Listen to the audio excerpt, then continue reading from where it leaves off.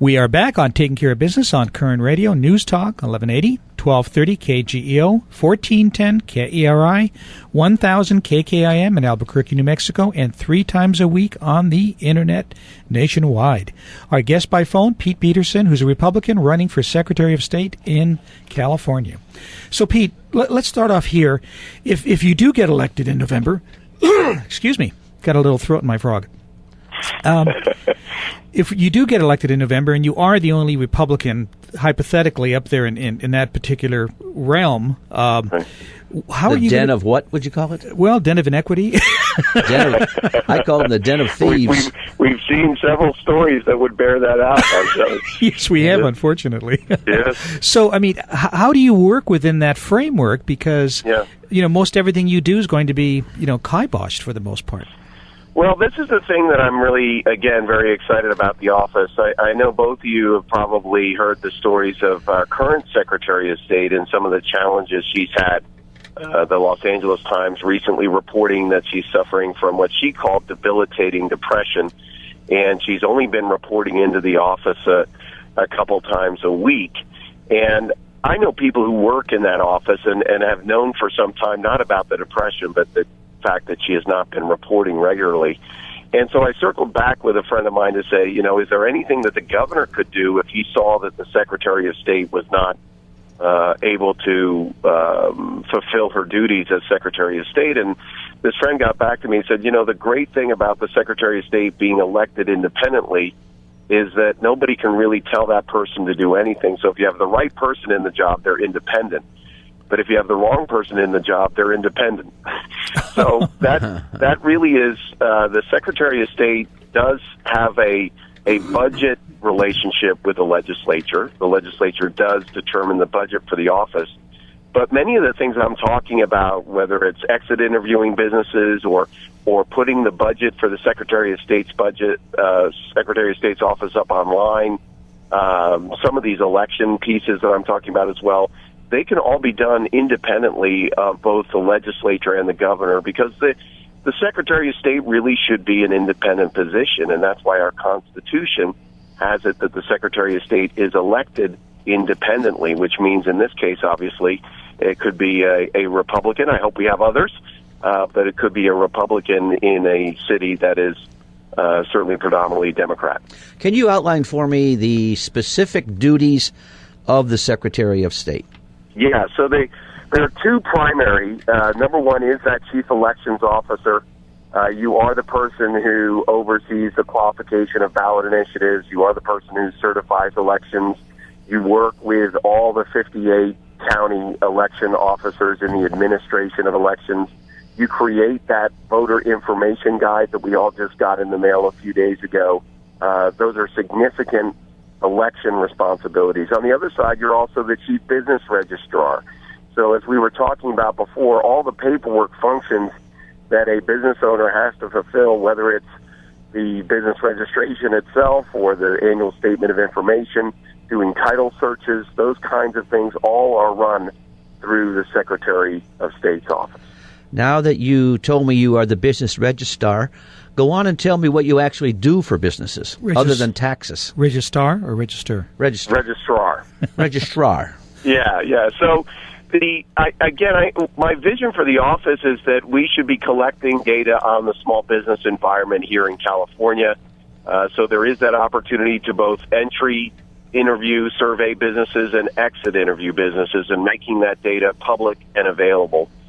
Secondly, we need to make it easier and cheaper to start a business. So in other states like Nevada, for example, you can register your business online in a matter of a couple hours. In California, we're still a paper-based system, and just last year, it was reported by the Sacramento Bee that we had a 4 to 6 week backlog in business registration and business filing. So moving to an online system is definitely going to be one of my priorities as well. And then, as I mentioned before, fighting to reduce the $800 a year business franchise tax is going to be certainly a significant goal on my platform. Isn't that interesting? We're still doing things paper-wise in an age of computers. That's just amazing to me. Well, it's interesting. When I told a friend of mine who's a CPA that I was running for Secretary of State, he wanted to get together for coffee to tell me how hard it is as a business owner to deal with this particular agency. And he told me that when a business owner comes to him wanting to start a business, he starts the paperwork with Sacramento, and then he goes online with that Nevada Secretary of State just so the client can open a business checking account that same day. Oh, and it's been interesting as I've spoken to a lot of small business owners, how many of them are registered in multiple states only because it's so difficult to work with the California Secretary of State. Yeah, no surprise. Why limit it to this difficult to work with the Secretary of State? It's difficult with any organization. I might have a little jurisdiction over. I'm trying to do what I can do. There you go. We're having a conversation with Pete Peterson, Republican, running for Secretary of State. Pete, this is something you and I talked about last time you were on the show, and I'm not quite sure you've got me convinced yet, but I'm a biggie on voter ID. And right. That's not something that you think is extremely important, and explain why again. Well, for a couple of reasons. One is it's not the direct jurisdiction of the Secretary of State, right? If that was to be accomplished, it would have to happen either through legislation or through ballot initiative. So I've been about really focusing on the major priority in the area of ballot integrity. I am all for making sure that our ballot and elections process is conducted with integrity and with 0% voter fraud. And in that, the number one issue facing our next Secretary of State will be the implementation of the statewide voter database known as VoteCal. Your listeners may or may not know that we are the last state in America that is operating outside of a federal mandate, in that we are the last state that still maintains our voter rolls on a county-by-county basis. And in that, it was estimated by the nonpartisan Pew Center on the States out of Washington, D.C., that we have at least, and this is their estimate, at least 1 million out-of-date voter files here in California.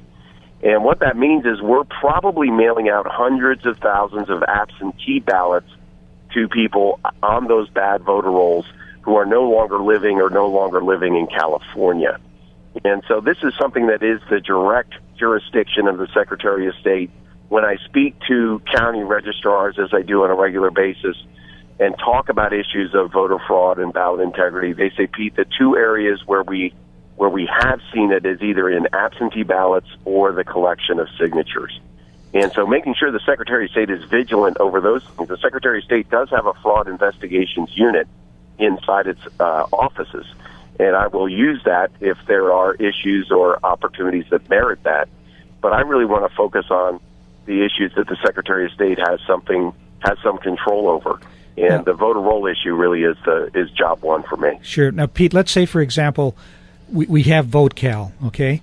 And there's right. a John Smith in Delano who walks in and votes, and he's marked off.